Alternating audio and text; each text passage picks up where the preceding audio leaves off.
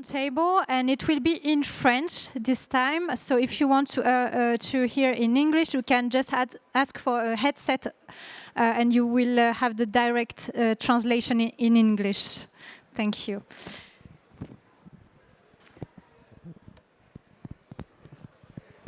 So textile industry, which supply chains reorganization and adjustments? Industrie textile, quelle réorganisation et aménagement des chaînes de valeur? Pour traiter ce sujet, on ne peut plus d'actualité. J'ai avec moi plusieurs intervenantes et intervenants. Est-ce que vous voulez vous introduire, peut-être en commençant par Camille? Oui, merci beaucoup Alice, avec plaisir. Ravie d'être ici. Déjà, merci à vous de donner du temps pour entendre parler de sujets qui, on espère, vont aller dans le bon sens. Moi, c'est Camille, je suis cofondatrice de Crushon. Crushon, c'est la marketplace B2B de la mode circulaire. On connecte un réseau de plus de 2500 fournisseurs professionnels de mode de seconde main, donc des grossistes de seconde main, des créateurs upcycling, des boutiques vintage comme vous les connaissez parfois si vous allez chiner directement en friperie. On les rassemble partout en Europe et on les connecte avec des marques et des retailers qui souhaitent développer leur offre de mode de seconde main en boutique ou en ligne. Donc ça, c'est ma première casquette, et j'ai une seconde casquette où je suis secrétaire générale de la Fédération de la mode circulaire, parce qu'on pensait, en ayant créé, donc j'ai 2 cofondateurs chez Crushon, et on pensait en ayant créé Crushon que ça n'allait pas assez vite, que les choses ne bougeaient pas assez vite, et que si on voulait vraiment circulariser l'industrie textile, il fallait viser plus grand, plus long terme, travailler sur les réglementations notamment, et le plaidoyer à l'échelle française et européenne. Et on a voulu donc rassembler tous les acteurs de la mode circulaire sur l'ensemble du cycle de vie du vêtement, à partir de la production jusqu'à la fin de vie, donc le recyclage en passant par le réemploi, la réparation, la location, enfin bref, tous les nouveaux business models dont on parle en ce moment. Et donc l'objectif, c'est vraiment de rassembler tous ces acteurs. Il y en a plus de 230 aujourd'hui qui sont membres de la fédération, donc en 2 ans, on est assez fiers de ce qu'on a fait. Voilà. Et le but, c'est vraiment de rassembler, de promouvoir, de centraliser le savoir, parce que ça peut être très technique, la mode circulaire, et d'accompagner ces acteurs pour les aider à se développer. Voilà.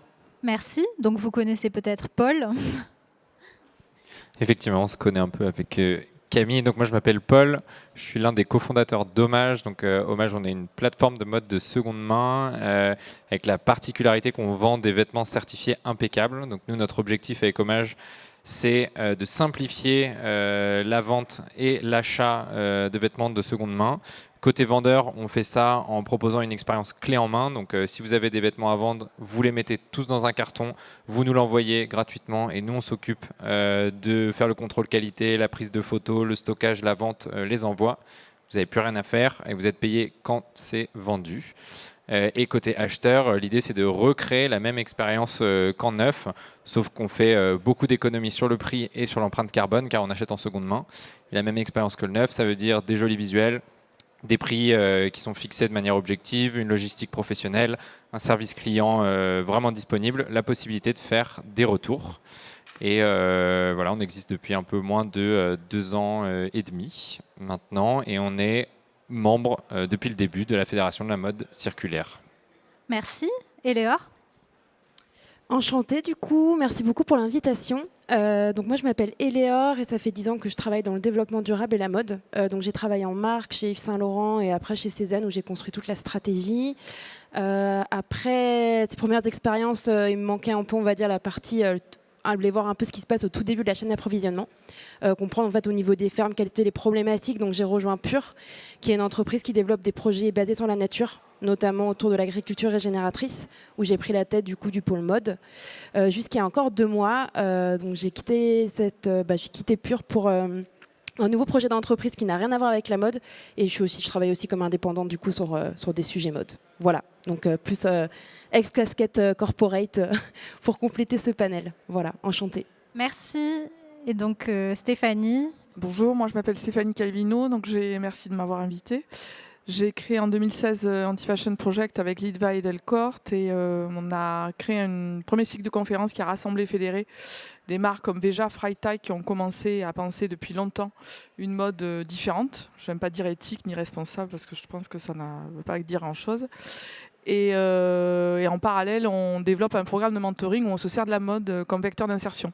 Donc justement, on essaie d'un petit peu d'enfoncer des portes pour permettre à des gens qui sont sans référence d'intégrer l'industrie de la mode, mais pas que. Merci. Sophie. Et donc, du coup, moi, je m'appelle Sophie. Je travaille chez Reset, qui est un cabinet de conseil qui est vraiment dédié aux transitions environnementales. Et on accompagne beaucoup les entreprises, et notamment les entreprises du textile. Donc, moi, je travaille avec beaucoup d'acteurs aujourd'hui du secteur, notamment sur les sujets comme l'affichage environnemental, l'information consommateur, l'éco-conception des produits, mais aussi la mise en place de nouveaux modèles comme la seconde main, le réemploi, ou encore tout ce qui va être la fin de vie. Et on travaille également pas mal avec, donc pour certains qui doivent connaître autour de la table, Refashion, l'éco-organisme du coup des textiles, qui a vocation aussi à accélérer voilà, une mode plus circulaire. Merci beaucoup. Bah, ça tombe bien, on a beaucoup ici d'industriels du textile qui sont très en demande de conseils sur ces sujets. Donc ma première question est la suivante. Dématérialisation, automatisation, circularisation. Quels ont été les principaux changements que vous avez pu observer dans la mise en marché des produits de mode ces dernières années ? Il y a eu beaucoup de changements, non ? Alors, je peux peut-être commencer parce qu'il s'avère qu'avant, moi, de rejoindre le cabinet de conseil Reset, j'ai travaillé au ministère de l'Environnement en France, et notamment dans le cadre de la loi anti-gaspillage pour une économie circulaire. Donc, je dirais quand même que la première chose qui a changé, alors en France, en Europe, alors dans d'autres géographies, c'est en cours, mais c'est quand même qu'il y a une pression réglementaire et une pression des consommateurs de plus en plus important pour accélérer, on va dire, une mode plus circulaire. Et si on devait, je pense, résumer ces pressions en 3 thématiques, il y a des pressions pour réduire l'impact de vos produits, ce qui nécessite en fait de repenser la conception du produit, du choix de la matière, au design, à la fin de vie. Il y a un sujet aussi extrêmement important de traçabilité qui va vous être demandé, donc de comprendre d'où viennent les produits. On sait que la chaîne textile est extrêmement fragmentée dans différentes géographies et que maintenant, il y a de plus en plus une demande du réglementaire, mais aussi des consommateurs d'avoir plus de transparence.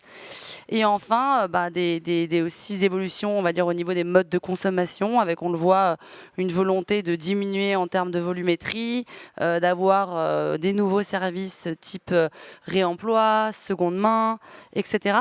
Et donc, en tout cas, de mon prisme, peut-être un petit peu biaisé, vu que je travaille dans une boîte qui fait que ça, de l'économie circulaire, mais la durabilité, enfin, on va dire que la mode circulaire aujourd'hui, on voit que il y a eu un gros mur réglementaire et du coup, il y a des grosses évolutions en cours qui nécessitent de repenser toute la chaîne d'approvisionnement et aussi les modes de fonctionnement du secteur. Oui, avec des incitations politiques de plus en plus fortes et pressantes. Quelqu'un d'autre veut réagir sur cette question ? Peut-être pour compléter, avec la Fédération de la mode circulaire, l'année dernière, on a réalisé la première étude de marché de l'industrie de la mode circulaire à l'échelle française. Donc l'objectif, c'était vraiment de chiffrer cette industrie, de montrer en externe au monde que c'était une industrie qui pouvait être valorisée, qui pesait de l'argent concrètement, business. Et aujourd'hui, on l'a chiffré à 14,2 milliards d'euros en 2030. Donc c'est une augmentation de multipliée par 10 par rapport à l'activité circulaire aujourd'hui. Et cette industrie est portée à 70% par la croissance de la seconde main, notamment. Ensuite arrive la réparation et ensuite la location. Donc voilà, aujourd'hui les consommateurs, la seconde main est un vrai levier de croissance de cette mode circulaire. C'est aussi un premier pas vers la mode circulaire qui est peut-être plus simple, sur lequel les consommateurs ont un vrai impact. Ils ont vraiment envie de consommer de seconde main. On le voit, il y a des changements de consommation phénoménales, comme le montre le développement d'Hommage et de nombreux acteurs sur le segment du réemploi et de la seconde main. Et maintenant, il va falloir industrialiser tout ça et faire en sorte que les marques et les gros acteurs puissent se réemparer aussi de cette industrie. Oui, et peut-être les industriels qui sont équipés de machines, finalement, qui pourraient être utilisées pour autre chose que fabriquer des nouveaux vêtements. Mais bon, c'est encore un peu... Est-ce que, je ne sais pas, vous vouliez réagir sur ce sujet? Je vais être. Je suis désolée, mais je suis pas du tout d'accord en fait. Je pense que là, on est en train de parler entre nous, avec un tout petit panel, un tout petit comité de gens qui pensent comme nous, parce que tout ce qui s'est passé après le Covid, c'est des gens qui se sont rués chez Zara et dans d'autres marques de ce type pour aller acheter et consommer à outrance. Donc honnêtement, moi je veux bien y croire et je peux vous dire que j'y suis depuis un moment, mais concrètement, on est hyper loin. Je vous le dis comme je pense. La seule manière d'arrêter la machine, c'est d'arrêter d'acheter. Seconde main, pas seconde main, je suis désolée, hein, et d'arrêter de produire. Voilà. Mais quand les marques elles sont capables de moins produire, de mieux produire, c'est-à-dire qu'au lieu de faire 20 t-shirts pour les vendre à 2 balles, même 10 €, hein, mais d'en faire beaucoup moins et de les vendre un peu plus cher, et que les gens ils sont capables de se dire qu'ils vont porter 2 fois dans la semaine la même fringue, parce qu'il y a ça aussi, hein, parce que quand on marche dans la rue, quand on achète des magazines, la première chose qu'on voit c'est hop, Zara, attention, ils ont sorti un nouveau truc, machin, ils ont sorti un nouveau truc. Donc en fait, il faut savoir qu'ils tournent à 52 collections par an, ça fait une collection par semaine, d'accord? Donc quand on sera capable de sortir de cette frénésie-là, là, on pourra commencer à parler de changement. Je suis désolée, hein, mais non, mais pour compléter peut-être, parce que là, on est entre nous et on est. Je vais le dire franchement parce que je suis concernée. On est en train de parler entre gens on va dire, qui n'ont pas trop de problèmes dans la vie et qui se posent la question tous les matins, savoir qu'est-ce qu'on va se mettre sur le dos et qu'est-ce qu'on va acheter, machin.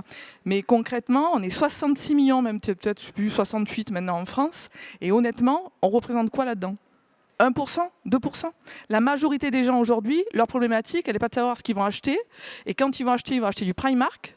Voilà, c'est aussi ça, la majorité des Français. Ce qui n'est pas là ici, ce qui n'est pas à Paris, parce que Paris, c'est pas la France. Je suis désolée, hein, je suis un peu extrême, mais parce que quand même... En fait, quand je suis arrivée là, je vois ça, je ne pensais plus que ça existait tout ça.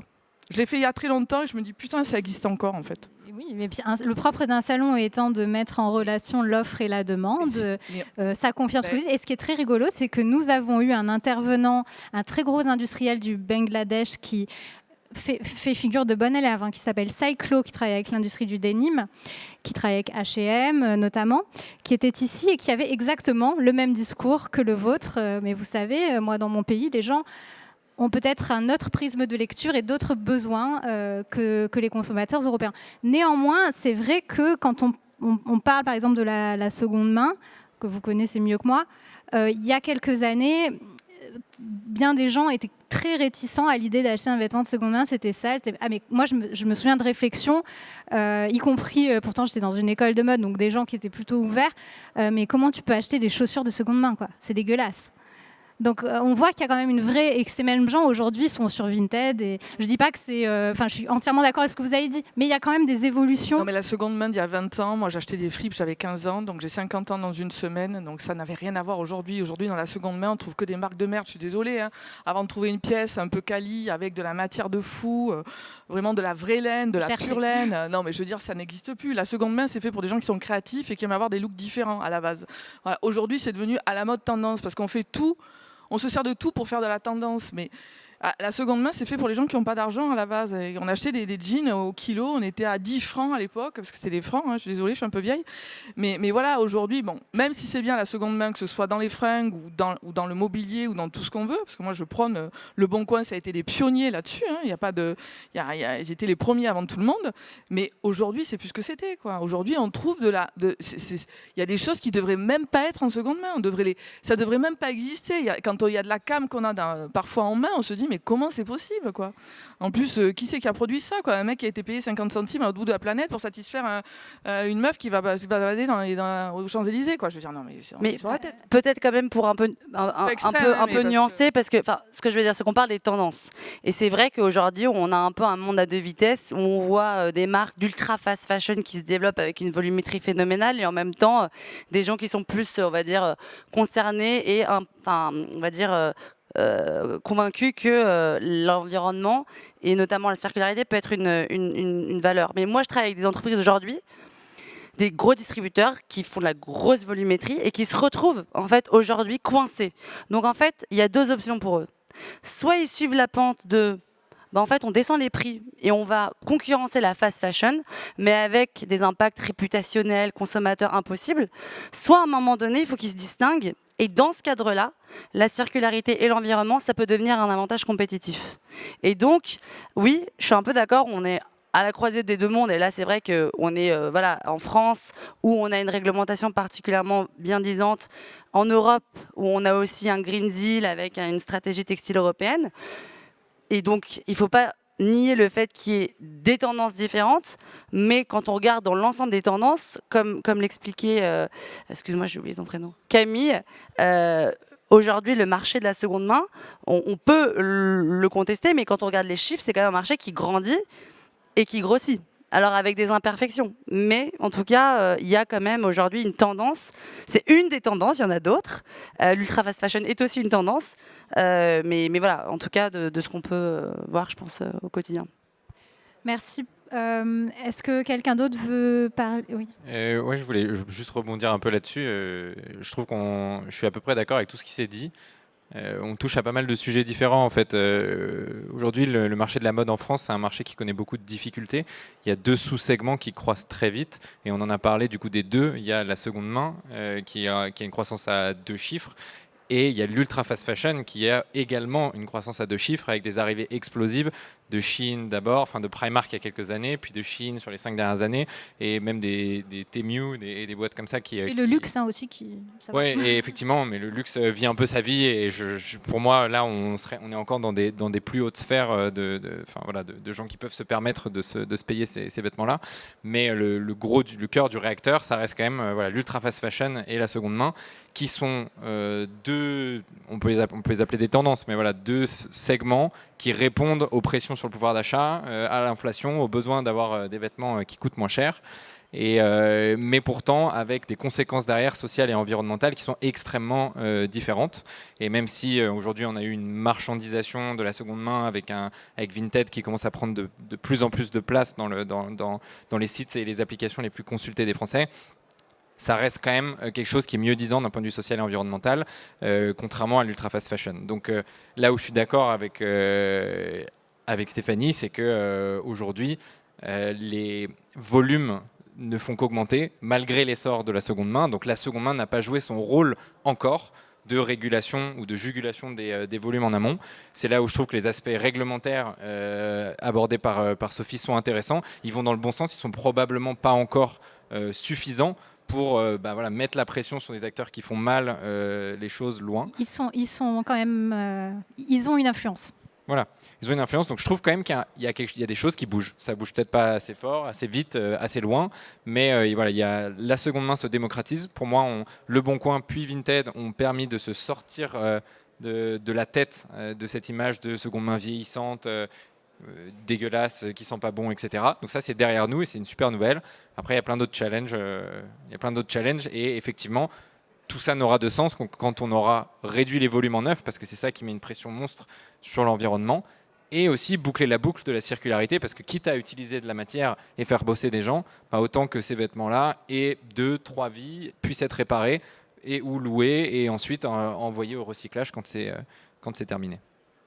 Donc pour aller au-delà de cette question, la majeure partie des vêtements commercialisés ont un parcours très international, n'est-ce pas, avant d'arriver dans les penderies. Selon vous, ce parcours est-il amené à redevenir plus local, ou la concentration géographique des chaînes de valeur est globalement impossible?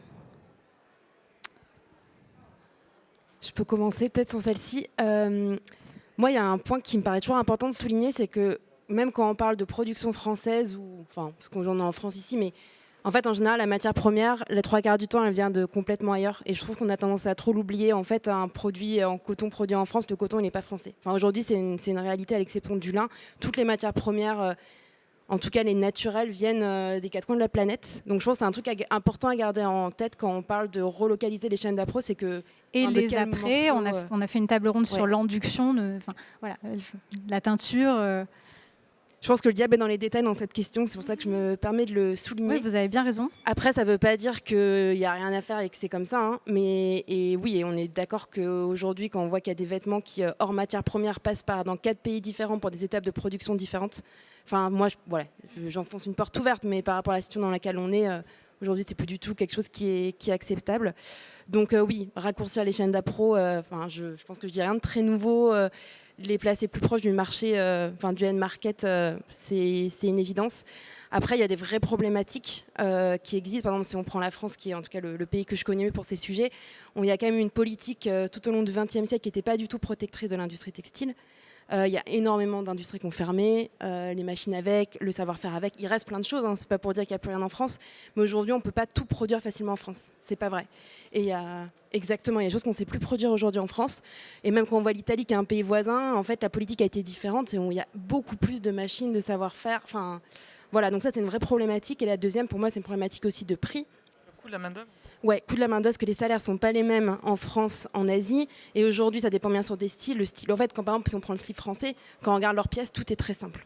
Enfin, en temps homme, c'est très faible. Par contre, vous voulez produire un trench en France, ouais, le slip c'est cher, mais surtout si on veut produire un trench en France, ça sort à des prix qui sont complètement fous. Donc, relocaliser les chaînes d'appro, c'est pas impossible, mais pour moi, il faut qu'il y ait un changement de paradigme ou de technologie, parce qu'en l'état, produire une pièce complexe complètement en France à un prix acceptable pour le consommateur, on n'y est pas. Oui, c'est pas impossible, mais il faut qu'il y ait de l'innovation, quoi. Voilà.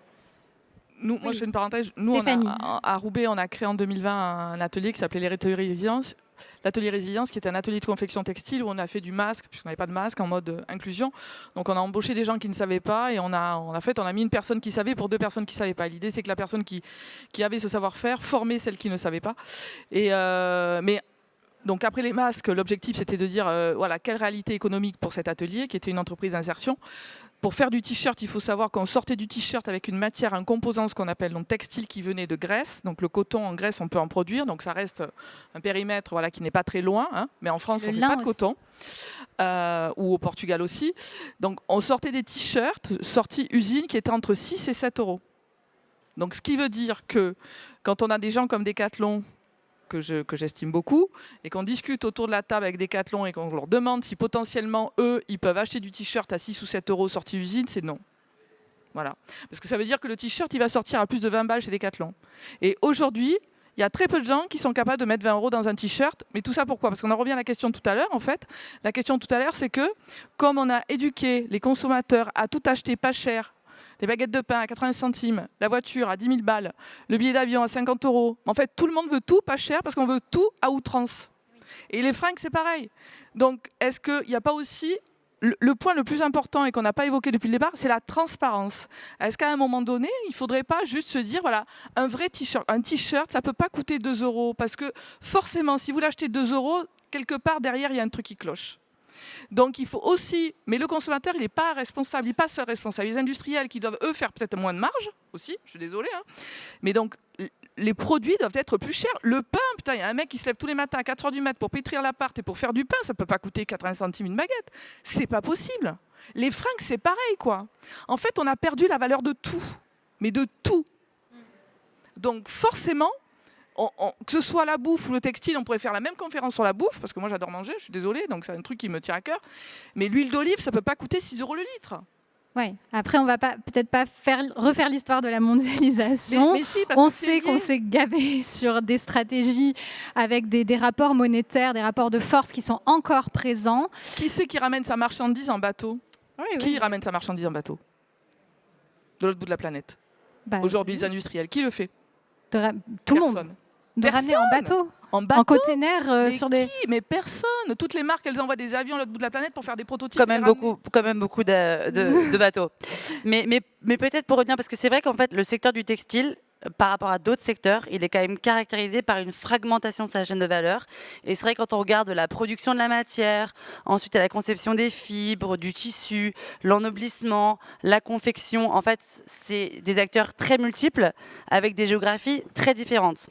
Alors, tout réorganiser, moi je pense que c'est pas forcément possible, mais par contre ce qui est souhaitable, c'est évidemment plus de transparence et aussi peut-être d'avoir un sourcing ou en tout cas une politique fournisseur qui soit plus orientée. C'est-à-dire que aujourd'hui en France on produit pas encore de coton, on y arrivera peut-être à un moment donné, mais finalement si vous utilisez beaucoup de coton, peut-être de regarder où sont les sources d'approvisionnement et puis en fonction d'un pays où il y a un mix énergétique avec beaucoup de charbon et on sait que finalement le coton qui va être produit dans telles usines vont pouvoir émettre plus de gaz à effet de serre. Enfin, ce que je veux dire, c'est qu'en fait, on ne pourra pas tout relocaliser. Il y a peut-être certains points, certains sujets qui mériteraient de mettre une énergie particulière.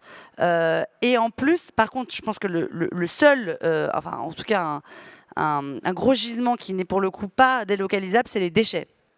Et peut-être de s'assurer que dans les différentes géographies, les déchets post-consommateurs de vêtements soient collectés pour ensuite être recyclés et pouvoir refaire en fait de la matière pour notamment des vêtements.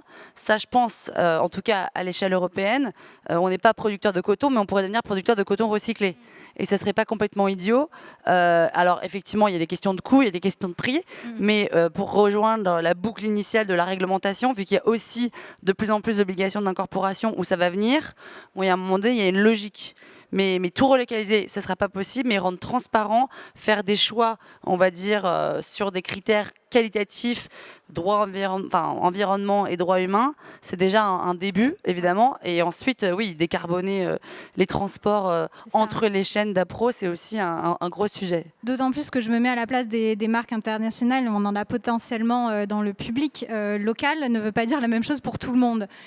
Et le plus gros marché aujourd'hui n'est pas le marché français, même si c'est un marché, on le sait, pour la mode important.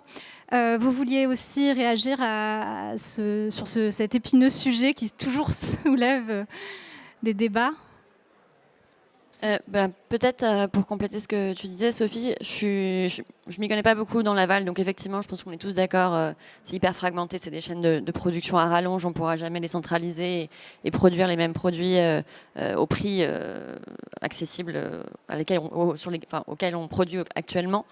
En revanche, dans la recherche de circularité et d'un modèle textile circulaire, il y a une vraie recherche aussi de recréer des savoir-faire à l'échelle locale, notamment dans la réparation, dans le recyclage, dans le réemploi, la collecte des tissus. Tout ça, ça doit se faire à l'échelle locale.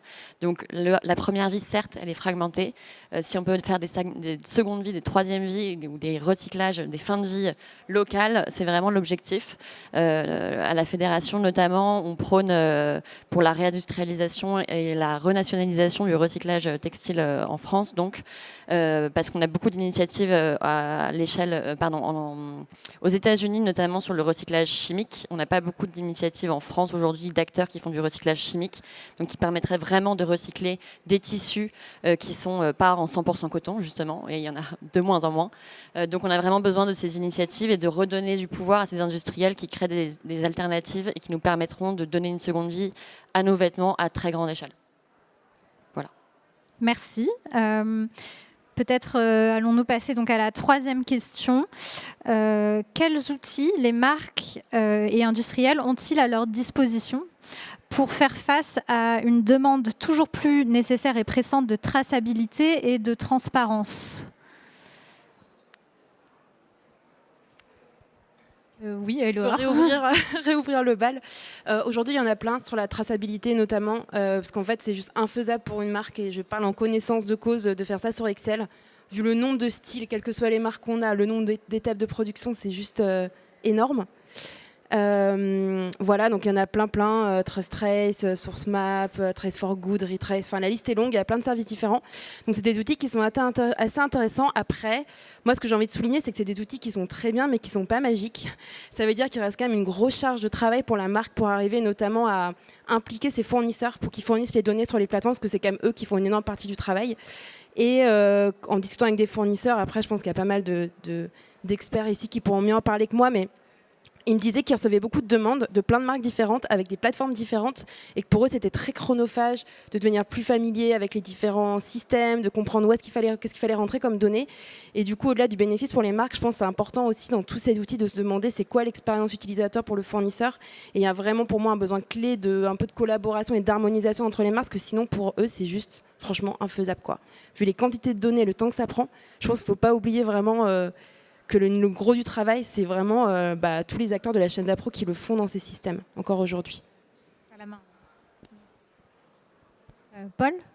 Oui, donc moi je vais plutôt parler de la partie un peu plus en aval de la chaîne, mais aujourd'hui il y a quand même pour des acteurs historiques de la mode, donc marques, retailers, multimarques, etc., un certain nombre de services qui sont en train de se développer autour notamment de la seconde main, avec des plateformes en marque blanche qui peuvent les aider à mettre un pied ou 2 pieds dedans, donc proposer un service de revente à leurs clients-clientes, ou leur proposer, comme Crushon le fait, un assortiment de pièces de seconde main ou vintage en fonction d'un certain nombre de critères que les marques peuvent définir ou que les plateformes peuvent définir. On a un exemple où on travaille ensemble, Crushon et Hommage, avec La Redoute, qui s'est relancé après une première expérience, La Reboucle, un peu chaotique, qui a relancé en marketplace toute une gamme de seconde main.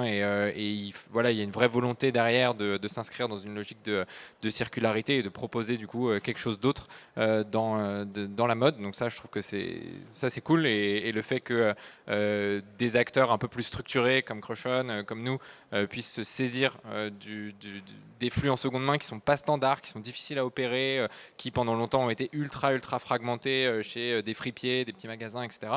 Qu'on puisse industrialiser tout ça et proposer ça à des acteurs traditionnels du secteur de la mode. C'est une nouveauté, ça montre que les choses vont dans le bon sens. Et si on continue, typiquement le bonus réparation, c'est quelque chose qui est en train d'aider à la structuration de la filière réparation, qui est là aussi ultra fragmentée, quelques acteurs qui commencent à sortir du lot, et je pense que ça va donner un coup de pouce à l'ensemble du secteur. Il y a des marques qui du coup regardent ça d'un bon œil en se disant peut-être que je peux proposer un service à valeur ajoutée de réparation des vêtements à mes clients.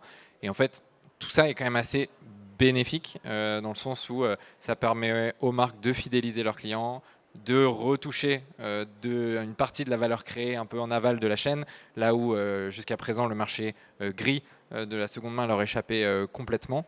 Donc on peut voir ça de manière très positive. Il y a aussi d'autres aspects un peu moins positifs que nous on observe, qui nous posent un peu plus de problèmes moraux, dans le sens où il y a beaucoup de marques aujourd'hui qui s'engouffrent dans la seconde main parce que c'est tendance, parce qu'elles voient une nouvelle opportunité marketing de faire fleurir leur business en neuf. Donc typiquement, on rachète des vêtements bon d'achat qui sont valables sur les vêtements neufs. Donc en fait, c'est de la seconde main qui permet tout simplement de créer de la croissance sur le neuf. Donc en fait, on sort un peu de cet objectif de circularité, de réduction des volumes, etc. Mais bon, comme à chaque fois, quand il y a des initiatives vertueuses qui se lancent, elles viennent toujours avec leur pendant un peu moins positif. Mais en tout cas, je trouve que la mouvance globale, il y a une structuration et il y a une mouvance globale qui se crée. Bien. Oui. Peut-être sur cette traçabilité, c'est vrai qu'en fait, aujourd'hui, les enseignes et les marques, elles ont quand même devant elles un énorme chantier data. Et c'est-à-dire qu'on va leur demander des datas sur la traçabilité, l'origine, des étapes, etc. On a vu qu'en plus, il y a quand même aussi de plus en plus de demandes sur l'impact des produits, qui nécessitent aussi d'autres types de data. Et en fait, aujourd'hui, il y a beaucoup de solutions qui existent. Donc, c'est comprendre déjà quel type de données on cherche, quel outil.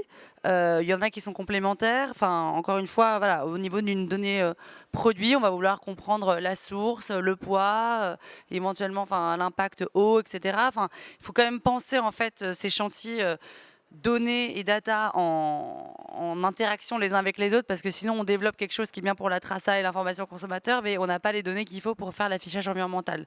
Donc il y a quand même, on va dire, un chantier data extrêmement important et complexe pour les différentes enseignes.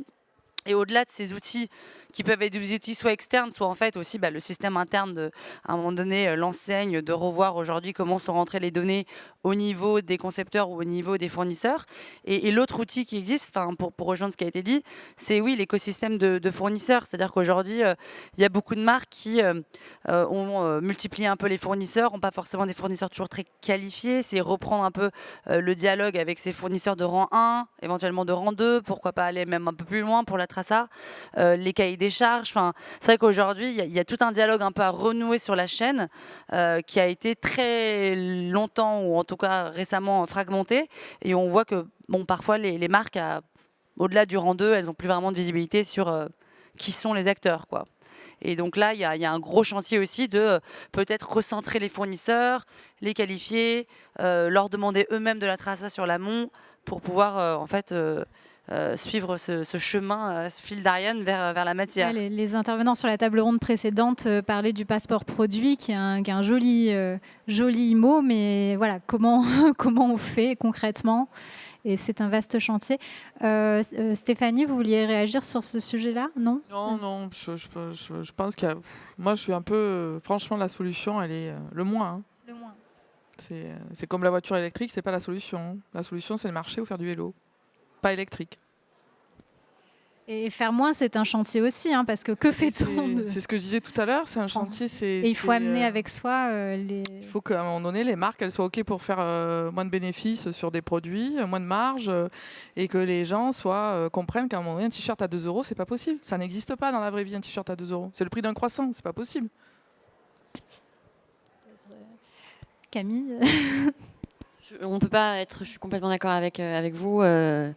Mais c'est un gros chantier et c'est difficile de savoir par où commencer. Il faut bien commencer par quelque part. Et je pense qu'effectivement, accompagner les gros producteurs dans ces sujets-là, c'est quelque chose qui pourrait avoir de l'impact beaucoup plus rapidement que d'accompagner chaque petit consommateur.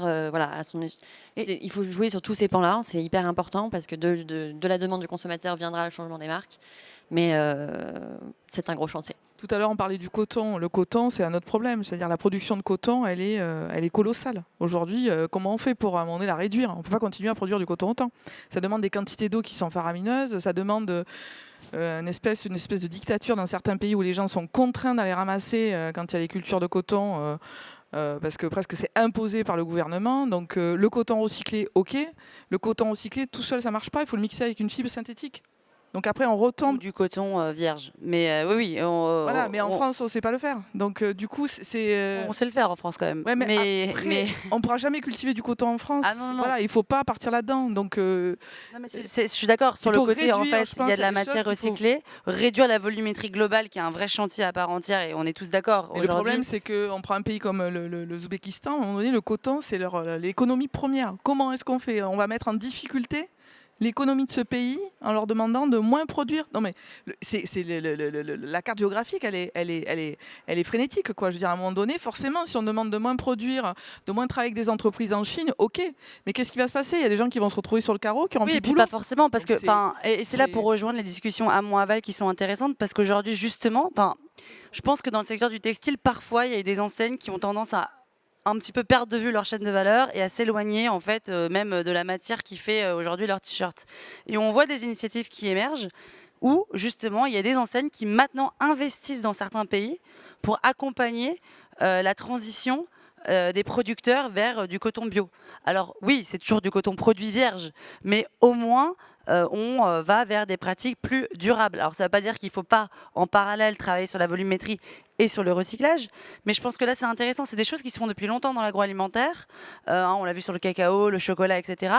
Dans le textile ça commence à émerger, mais jusqu'à présent, vu que la chaîne était assez éclatée et qu'en fait avant de remonter à la matière, l'enseigne avait quand même le temps, à part je parle pas pour les enseignes qui sont complètement intégrées, mais bon, on n'est quand même pas sur la majorité des enseignes. Il y en a effectivement qui ont toute la chaîne bien identifiée avec des fournisseurs, même au niveau de producteurs de matières.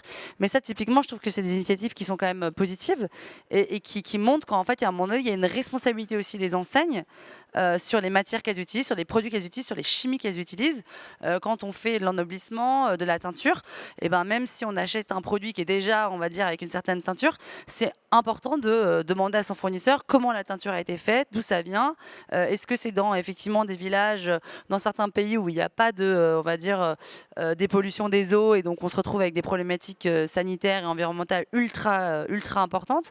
Donc en fait, finalement, ces questions-là, quand même, elles ont vocation, j'espère, à faire remonter sur toute la chaîne de valeur des questions et d'enclencher des transitions à chacun des niveaux. Ouais, donc c'était cette question qui était la mienne, des changements et aménagements des chaînes de valeur qui vous semblerait urgent pour améliorer l'impact environnemental et l'impact environnemental de l'industrie textile. Donc on comprend que pour vous, en tout cas, l'urgence, c'est la réduction. Est-ce que vous avez d'autres idées sur les changements à opérer en priorité? Je peux prendre la première réponse sur Et nous, la manière qu'on a de dessin le de voir, changement et pas de destruction du coup. non, mais dans tous les cas, je pense qu'in fine, on est un peu d'accord sur la finalité. En tout cas, chez Hommage, on est d'accord là-dessus. De manière générale, si on le prend par le prisme environnemental, qui est le nôtre aussi, comment est-ce qu'on réduit l'empreinte carbone énorme de ce secteur qui est la mode, on peut agir sur 3 types de leviers. Les entreprises, donc là on en a parlé un peu, comment est-ce que les acteurs historiques, fournisseurs, marques, distributeurs peuvent réduire leur empreinte carbone, le plus gros levier étant produire moins et mieux, et il y a aussi d'autres leviers, embrasser la circularité, plus de traçabilité, etc. Il y a un levier sur lequel nous on travaille beaucoup, c'est celui du consommateur. Donc en fait, lui donner accès plus facilement à des produits qui sont mieux sourcés. Donc nous, on joue là-dessus avec la seconde main parce que de fait, ce sont des produits qui existent déjà. Donc on fait beaucoup d'économies sur l'empreinte carbone. On fait bosser des gens en France parce que la seconde main crée des emplois non délocalisables dans un pays comme la France. Et donc ça, c'est très positif pour ce tissu industriel qui est un peu disparu. Ça, on ne va pas recréer les mêmes types de jobs, mais en tout cas, on en crée et c'est local. Et je rejoins totalement ce que disait Camille là-dessus. Il y a d'autres angles là-dessus pour sensibiliser le consommateur. Une boîte comme Clear Fashion, par exemple, a permis d'éduquer les consommateurs et consommatrices à ce côté OK, en fait, dans mon vêtement, il y a plusieurs matières qui peuvent avoir plusieurs impacts négatifs sur la faune, la flore et sur l'homme. Et du coup, je me renseigne un peu et ça donne un autre prisme de lecture. Et ça, je trouve ça super puissant. Et le dernier levier, on en a aussi parlé, c'est le levier gouvernemental, donc les lois qu'on peut faire changer. Nous, ce qu'on a choisi de faire avec Hommage, c'est en parallèle de notre adhésion à la Fédération de la mode circulaire, c'est aussi de rejoindre le collectif En Mode Climat, qui est l'idée par un certain nombre de marques assez activistes dans le domaine, avec notamment Loom ou 1083 en tête. Et là, l'objectif, c'est de changer les lois pour que la mode réduise son empreinte carbone, notamment en allant taxer les acteurs, en jouant négativement sur les acteurs qui produisent une quantité astronomique de fringues avec des incitations à consommer dans tous les sens et qui jouent du coup à la fois sur un terrain de jeu qui est pas du tout le même que les marques qui essayent de bien faire, avec du coup toutes les contraintes économiques que ça amène, et qui en plus de ça font diminuer la durabilité émotionnelle des vêtements dans nos têtes, c'est-à-dire en nous faisant croire qu'au lieu de changer de vêtements tous les 5 ans, il faut en changer toutes les 5 minutes. Voilà, forcément, ça crée un certain nombre de problèmes. Donc voilà, 3 leviers sur lesquels je trouve qu'il y a plein de trucs hyper intéressants qui se font déjà et sur lesquels on peut agir. Nous, on a choisi le nôtre sur notamment le consommateur. Merci. Donc je vais passer à la dernière question et puis nous échangerons avec le public qui probablement a des questions aussi à vous poser. Selon vous, à quoi ressemble le parcours optimal d'un vêtement de prêt-à-porter en 2024 ? Question piège. Je peux commencer, et puis comme ça, après, vous pourrez éventuellement rebondir, compléter ou même pas être d'accord. Mais du coup, je dirais que, quand même, au départ, c'est un produit mis sur le marché qui a été pensé dès sa conception pour sa fin de vie. C'est-à-dire qu'aujourd'hui, il y a beaucoup de textiles, d'enseignes qui n'ont pas forcément certaines bases sur la recyclabilité de leurs vêtements. C'est-à-dire éviter d'avoir des vêtements qui mélangent 3 types de matières. Si vous avez 2 matières, faites plutôt du 80-20. 80% coton, 20% polyester. Parce que si vous avez des matières mélangées, ça sera impossible à un moment donné de le revaloriser. Pareil, l'élastane, on sait qu'au-delà de 5%, c'est un perturbateur de recyclage pour beaucoup aujourd'hui, de recyclage mécanique, voire chimique. Donc en fait, il y a quand même beaucoup aujourd'hui de formation, de sensibilisation pour que déjà, quand on met un produit sur le marché, on ait pensé à la fin, est-ce que ce produit pourrait être, alors évidemment, réutilisé, réparé, réemployé, mais aussi, à un moment donné, revalorisé et recyclé. Donc pour moi, c'est déjà la base. Est-ce qu'on est au clair sur chaque produit qu'on met, on a pensé en amont à ses impacts et à sa fin de vie.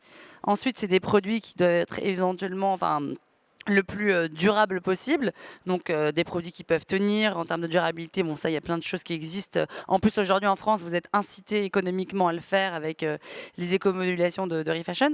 Il y a tout ce qui est faire en sorte que le vêtement puisse donc durer dans le temps, être réparé, avoir une seconde vie, et à la fin, éventuellement, du coup, être recyclé, alors soit pour refaire du textile, soit pour refaire autre chose, pour éviter en fait de continuer à puiser dans des ressources qui sont pas aujourd'hui du tout infinies. Mais au moins ça se poser ces questions et sur la partie juste produit, en plus de la recyclabilité, le choix des matières, le choix des géographies de production, le choix des pays, c'est énorme. Enfin, aujourd'hui, si on regarde en soi les volumes, si déjà on trouvait des solutions sur le coton et le polyester, bon, on aurait fait un grand pas. Parce que quand on parle de l'amont, c'est surtout ça, hein, de quoi il s'agit. Après, le reste, c'est bien, mais c'est quand même plus cosmétique en termes de volumétrie. Donc, si déjà on trouvait des solutions plus durables pour ces deux matières-là, ce serait mieux. Merci. Donc, le vêtement idéal en 2024. Ouais. Pour moi, il y a un point qui n'a pas été beaucoup évoqué, c'est aussi, pour moi, c'est un vêtement dont on sait vraiment d'où il vient, notamment pour les matières naturelles. Enfin, aujourd'hui, on l'a répété plein de fois, les chaînes sont hyper fragmentées, mais en fait, les marques ne parlent jamais aux fermiers, mais jamais. Et ça, pour moi, ça doit changer, surtout qu'on peut avoir un gros impact agricole. La culture de coton, ça consomme beaucoup d'eau, mais en fait, d'un pays à l'autre, il y a plein de différences. Il peut y avoir il y a de la pluie, il n'y a pas de pluie, comment on cultive, qu'est-ce qu'on met dedans. Enfin, en fait, il y a vraiment une grosse marge de manœuvre à ce niveau-là qui est assez technique. Et pour moi, aujourd'hui, ça devient indispensable que les marques s'intéressent aussi à ce qui se passe au niveau agricole, notamment pour le coton, qui est une matière très importante. Parce qu'il y a il y a une vraie marge, il y a des vraies choses à faire, quoi. Ouais, c'est vrai qu'on a reçu ici des entrepreneurs qui essayaient de reconstruire la filière chanvre française et qui parlaient de ça et qui disaient que c'était avant tout un problème de culture. Enfin, les terres, avant tout, sont utilisées pour l'alimentaire et donc on leur laisse le rebut, mais c'est déjà un défi que d'appréhender cette dimension-là. Vous avez sans doute raison là-dessus. Est-ce que oui, d'autres idées? Ouais, je voulais juste rajouter quelque chose dont on n'a pas forcément parlé non plus. On en a parlé un peu en amont, mais en fait, la visibilité sur toutes ces différentes étapes de la chaîne de valeur, elle est hyper importante pour les acteurs en aval. Parce qu'en fait, une marque a les infos. Alors, c'est peut-être dur à récupérer en fonction des fournisseurs, etc., mais elle peut reconstituer les infos, puis elle-même a créé des informations en créant la pièce. Donc, elle sait dans quelle matière elle est, comment elle l'a coupée, les mesures, etc., plein de choses. Et en fait, à partir du moment où la pièce a été achetée, toutes ces informations, on les perd. Et en plus, si les gens coupent les étiquettes, là, ça devient une boîte noire, en fait, le vêtement. Et donc, pour toute la chaîne derrière, donc nous, par exemple, on reçoit des vêtements, on doit recréer des fiches produits à partir de rien, à partir de ce qu'on peut lire sur 3 étiquettes. Et donc, l'industrie du livre, c'est structuré. Par exemple, ils ont un ISBN, ils peuvent flasher un code barre et récupérer toutes les informations qu'on ne peut pas avoir en touchant le vêtement. Et donc, ou en tout cas, ça nous simplifierait énormément la tâche.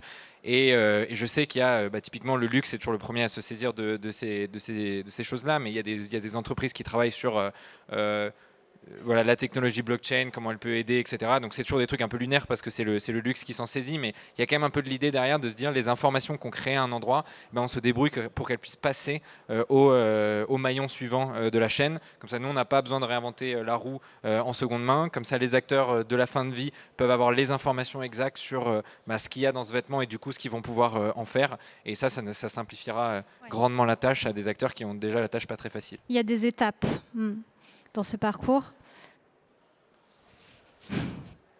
Peut-être qu'il n'existe pas pour vous, du coup. Le meilleur vêtement, c'est celui qu'on a déjà dans son dressing. Mais après, on a déjà beaucoup. Ouais.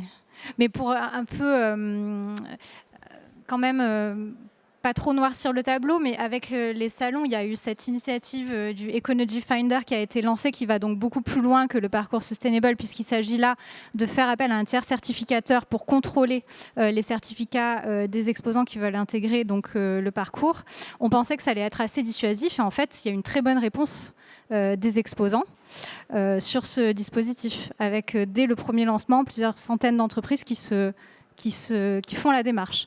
Donc ça, je dois dire que c'est assez nouveau en fait. Donc il y a des évolutions de mœurs je pense, une meilleure information et une prise de conscience à terme ce que peuvent donner certaines stratégies dans notre secteur. Oui, et puis au-delà du mœurs, parce que c'est vrai qu'on a l'impression du coup que les entreprises peuvent faire ça pour faire plaisir à l'environnement. Enfin, moi, je souhaite quand même interpeller les enseignes sur le côté stratégique de la question environnementale. Enfin, demain, il n'y a plus de coton, il n'y a plus de t-shirts. Hein. Donc on peut Donc en fait, il y a un moment donné, les ressources, le fait qu'on n'est pas en train de effectivement détruire ce qui fait aujourd'hui le moteur même de notre production et de notre économie. Et il y a des secteurs qui le voient dès aujourd'hui, qui ont des grosses pénuries sur leurs matières premières. Je pense que le textile, à un moment donné, ça viendra aussi. On voit que la crise agricole, dans certains pays où on perd 20% de production du fait de l'accroissement du changement climatique, etc. C'est des choses qui vont, à un moment donné, sont stratégiques. Donc la dimension environnementale, c'est pas une dimension cosmétique pour le secteur. C'est extrêmement stratégique en termes de pérennité du modèle d'affaires. Si ce sujet n'est pas pris en main, soit à un moment donné, vous allez être régulé, soit vous allez être, vous n'allez plus avoir accès à la matière que vous voulez, soit vous n'aurez plus de clients pour acheter. Donc, mais en tout cas, c'est un sujet qui doit être pris en charge par l'ensemble des équipes, et pas que les équipes RSE, les équipes design, les équipes achat, les équipes R&D, les équipes strat, etc. Parce que c'est un sujet vraiment qui infuse tous les métiers. Non, mais quand il n'y aura plus de coton, c'est qu'il n'y aura plus d'eau. Voilà. Ça, c'est plus grave. Parce que si on ne peut plus avoir de t-shirt, mais surtout, on ne pourra plus boire. Ça, c'est plus emmerdant. Et c'est vrai que ce n'est pas ici qu'on est le plus en prise avec les effets de la pollution. On va peut-être laisser la parole à notre public. Est-ce qu'il y a des questions pour nos intervenantes et intervenants? Ne soyez pas timides. Oui, s'il vous plaît. Tout à l'heure, vous avez parlé de recyclage du coton, etc. Et on sait très bien qu'on doit mettre une bonne partie de coton bio, enfin coton vierge, effectivement, pour avoir une qualité acceptable. Est-ce qu'il n'y a pas d'autres solutions? Enfin, là, on parle par exemple, j'ai entendu parler de briques, d'isolants, etc. Et finalement, ça serait peut-être moins consommateur d'énergie et plus valable, en fait, parce que si on n'utilise que 10% de coton recyclé et 90% de coton vierge pour faire du coton recyclé, c'est un petit peu dommage. Merci pour cette question. Alors, ouais, j'étais pas sûre que mon micro continue de marcher. Sur cette partie-là, en fait, effectivement, en recyclage, il va y avoir la recyclage en boucle ouverte, où on va pouvoir faire autre chose, et en boucle fermée, qui est un peu le Graal, généralement, refaire du textile à partir de textile. Mais aujourd'hui, comme il y a des innovations, donc c'est vrai qu'on a deux types de recyclage, mécanique et chimique. Sur le mécanique, aujourd'hui, il faut quand même mettre pas mal de matière vierge pour garder une longueur de fibre acceptable. Il y a des initiatives super intéressantes, notamment sur le chimique qui commence à sortir. Après, il faut toujours faire attention parce qu'il y a pas de solution miracle. Chaque solution a un impact. Donc le recyclage aussi a un impact. Donc c'est pas la panacée, mais il y a des choses qui peuvent être hyper intéressantes. Et oui, il y a des réflexions à faire. C'est-à-dire que c'est quand même bien un t-shirt qui sera en 20% de coton recyclé versus 100% de coton vierge, il aura quand même un impact moindre a priori. Mais du coup, il y a sûrement des exutoires à voir avec le coton post-consommateur. Il y a une partie de ce gisement qui sera utilisée pour refaire de la matière textile et une autre partie qui pourrait servir à, plutôt des revêtements, etc. Et c'est pour ça qu'en fait, aujourd'hui, je pense qu'il ne faut pas opposer l'un et l'autre. Il y a assez de gisements, il y a assez de matière pour qu'en fait, on puisse nourrir différents exutoires et différentes filières. Donc finalement, il n'y a pas de compétition entre recyclage mécanique, recyclage chimique. Ça va traiter des gisements différents. C'est sûr qu'un t-shirt coton 100%, a priori, on peut le recycler pour en faire du coton recyclé et pour en refaire un t-shirt. Un coton qui est déjà, il n'y a que 60%, qui est mélangé. Là, oui, peut-être qu'on fera une solution un petit peu plus pêle-mêle avec quelque chose qui sera plus, on va dire, pas bas de gamme, mais à moins haute valeur ajoutée, comme de la boucle ouverte, et qui sera intéressant aussi. Donc en fait, ça dépend du gisement, ça dépend évidemment du coût, mais je pense qu'aujourd'hui, on a assez de marge de manœuvre pour pouvoir alimenter plusieurs types d'exutoires. Mais oui, c'est complémentaire tout ça, je suis d'accord. Merci pour cette réponse assez complète. Est-ce qu'on a d'autres questions? Oui, ici. Vous parliez tout à l'heure de l'importance de la traçabilité de la filière. J'ai travaillé par le passé dans l'industrie cosmétique et c'est l'un des gros chantiers qu'on a eu et sur lesquels d'ailleurs on travaille encore. On est très loin d'avoir atteint le bout du tunnel. Le plus gros souci qu'on a rencontré, c'est l'engagement des fournisseurs dans le processus de traçabilité, car eux n'y rencontrent aucune valeur ajoutée, mais seulement un coût de collecte des informations, parce qu'ils sont souvent eux-mêmes clients d'autres fournisseurs plus amont dans la chaîne, et également un coût humain pour renseigner toutes les informations dans les très nombreux systèmes, comme vous le disiez tout à l'heure, qui composent la myriade des entreprises françaises, européennes et mondiales textiles en B2C. Oui, quelqu'un veut répondre? Peut-être Éléor, je sais pas. Bah, ouais, enfin, ça m'étonne pas qu'il y ait les mêmes problématiques dans l'industrie cosmétique. En fait, pour moi, par exemple, pour que ça fonctionne, il faut déjà des systèmes simples, et puis il faut aussi faire en sorte que, en fait, qu'est-ce que le fournisseur peut retirer au-delà de l'obligation réglementaire ou juste de la carotte. Si vous le faites pas, on va plus travailler avec vous, ce qui, en fait, souvent ça marche comme ça, mais c'est quand même, je trouve assez triste d'en arriver là. Pour moi, il faut arriver à ce que le fournisseur ait aussi des intérêts à ça. Et j'ai l'impression qu'un des gros freins aussi, je n'en ai pas parlé, j'ai l'impression aussi que moi je me suis heurtée pas mal de fois à ça, c'était aussi une peur en termes de tu vas me contourner, tu vas aller acheter directement chez mon fournisseur, et ça c'est un énorme problème parce que les fournisseurs ils ont assez peu de protection contre ça, et en fait on collecte toute leur chaîne de valeur, et c'est pour ça que pour moi une des solutions aussi c'est des partenariats de long terme. Aujourd'hui les marques ça dépend des marques, il ne faut pas faire de généralité, mais des fois, il y en a qui changent de fournisseur pour 1 euro de différence sur un produit. Et en fait, pour qu'un fournisseur fasse cet effort, se plonger dans le système, y trouver du bénéfice, créer une relation de confiance pour être sûr qu'il ne va pas être contourné, pour moi, une des seules solutions, c'est vraiment la collaboration de long terme, qu'il y ait une vraie collaboration fournisseur-marque et pas un rapport de force. Je commande, si tu ne fais pas ce que je veux, j'irai voir ailleurs, quoi. Et aujourd'hui, je trouve qu'on a tendance dans l'industrie trop à fonctionner comme ça. Ouais. C'est vrai que la notion de transparence s'oppose parfois aussi à celle du secret industriel. On parlait aussi du luxe sur une autre table ronde, et c'est vrai que les façonniers sont vraiment confrontés à cette problématique-là. Ils n'ont pas le droit de dire pour qui ils travaillent. Et c'est avec tout ce dont on a parlé, l'importance de la transparence des chaînes de valeur, on peut comprendre qu'il leur soit difficile de faire les bons arbitrages à ce niveau-là. Est-ce qu'on a une autre question? Oui?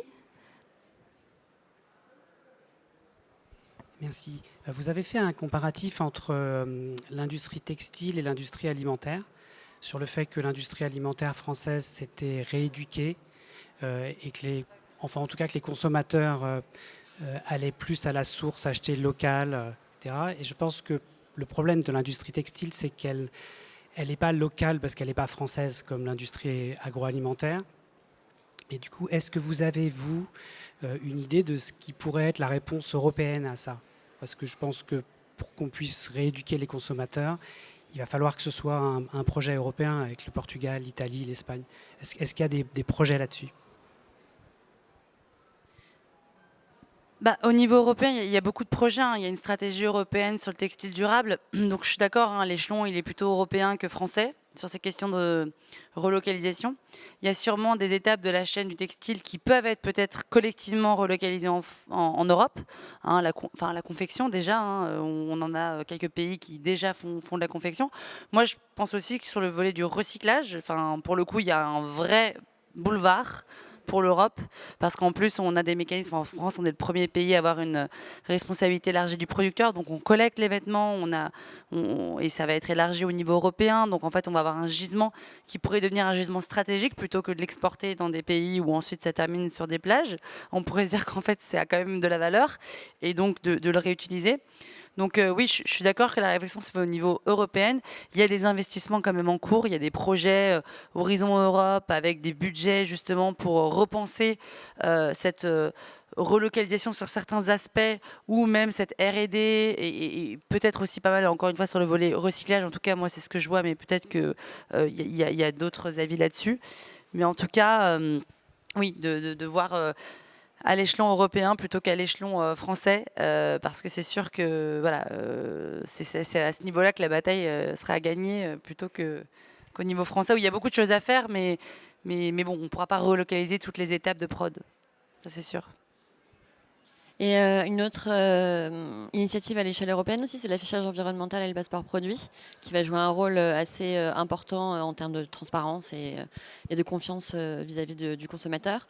Et là, on fait carrément un parallèle avec du coup l'industrie aussi de la food ou de l'industrie agroalimentaire, qui s'est lancée dans l'affichage environnemental, l'affichage oui, c'est ça, le Nutri-Score, en fait, qui existe et qui est pas obligatoire, il me semble, si je dis pas de bêtises, encore pour les marques alimentaires. Mais bref, aujourd'hui, c'est un peu compliqué, donc on se positionne souvent par rapport à l'industrie agroalimentaire, justement pour ce type d'exemples.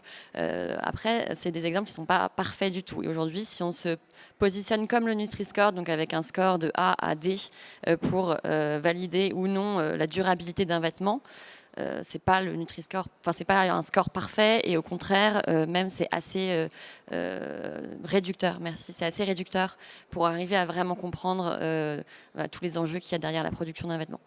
Donc oui, on s'en inspire, mais pas trop non plus.